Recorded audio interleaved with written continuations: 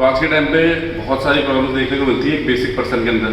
कोई जिम जा रहा है या फिर कोई बिगिनर है या फिर बहुत सारे लोग ऐसे भी होते हैं जो कर रहे हैं काफी टाइम से जिम, तो उनके साथ दिक्कत ये आती है।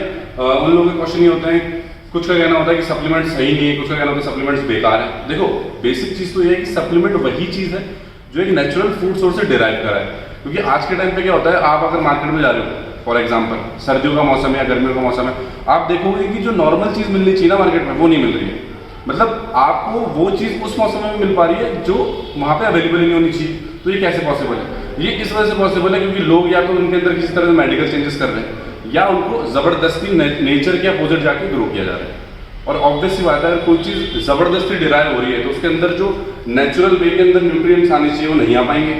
फॉर एग्जाम्पल, अगर मैं हूँ, अगर मैं चलना सीख रहा हूँ, अगर मैं चलते चलते गिरता हूँ और फिर चलना सीखता हूँ, तब मैं फील कर पाऊंगा कि वो चोट लगना क्या होता है या फिर वो इम्पैक्ट कैसा होता है बॉडी पे। अगर मुझे कोई हर वक्त हाथ पकड़े चलाता रहे, गिरने ही ना दे, तो मुझे कभी उस चोट का एहसास ही नहीं हो पाएगा और मेरी बॉडी उस चीज को अडेप्ट नहीं कर पाएगी कि पेन क्या चीज होती है। और वही चीज होती है फूड सोर्सेज के साथ। अगर आप किसी भी फूड सोर्स को जबरदस्ती कंज्यूम कर रहे हो जो कि नेचर में उस पॉइंट पे अवेलेबल ही नहीं है, तो उसके अंदर मौजूद जो न्यूट्रिएंट्स है ना वो मिल ही नहीं पाएंगे आपको। तो होता यह है कि उन न्यूट्रिएंट्स की कमी बॉडी के अंदर होने लग जाती है। हम सारी चीजें खा रहे हैं, रोटी सब्जी दाल चावल, सब्जियां सारी खा रहे हैं, ग्रीन्स खा रहे हैं, फ्रूट्स खा रहे हैं, बट फिर भी हमें वो चीजें नहीं मिल पा रही जो उनमें अवेलेबल होती है।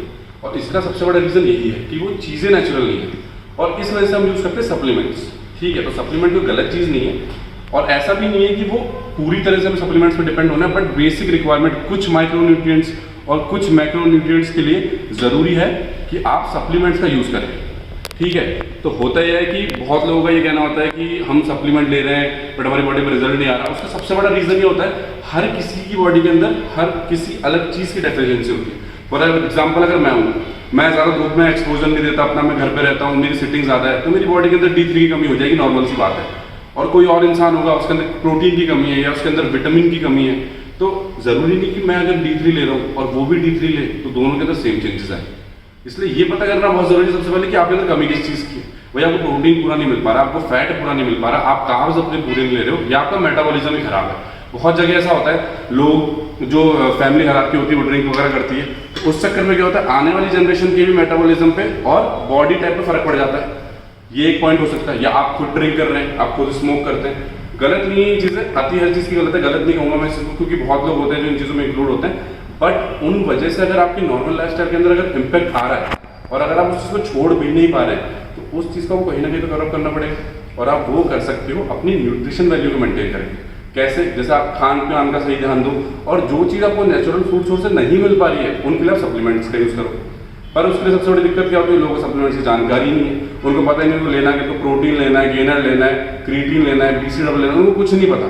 किसी ने बोला कि भाई मैंने तो क्रिएटिन लिया था, मेरा तो वेट बढ़ गया, मेरा तो साइज बढ़ गया, तो दूसरा बंदा सोचे मैं भी क्रिएटिन लेके साइज बढ़ा लेता हूँ। किसी ने बोला भाई मैं फैट बर्नर ले रहा था, मेरा वेट कम हो गया, तू भी ले ले, तेरा भी कम हो जाएगा फैट। ऐसा नहीं होता।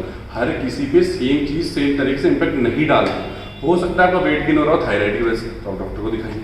हो सकता है कि आपका वेट गेन हो रहा हो किसी और वजह से, आप जंक ज्यादा खा रहे हैं, आप कैलोरीज ले रहे हैं, बट आप कैलोरी किससे ले रहे हैं, फैट से ले रहे हैं, कार्ब से ले रहे हैं, प्रोटीन से ले रहे हैं, वो चीज भी मैटर करती है। अब आप कैलोरीज ले रहे हैं पिज्जा से, बर्गर से, जंक फूड से, और आप सोच रहे हैं कि मेरी कैलोरी रिक्वायरमेंट पूरी है, फिर मेरा मसल गेन नहीं हो रहा, नहीं होगा, फैट गेन होगा। और इसके लिए सबसे जरूरी है ये बात पता करना कि कौन सा सप्लीमेंटेशन आपके लिए रिक्वायर्ड है। और उसके लिए हमने बनाया ये कोर्स जिसके अंदर सारे सप्लीमेंट्स, सारे न्यूट्रिएंट्स की जानकारी दी गई है कि कौन सा सप्लीमेंट किस काम आता है आपकी बॉडी टाइप के हिसाब से।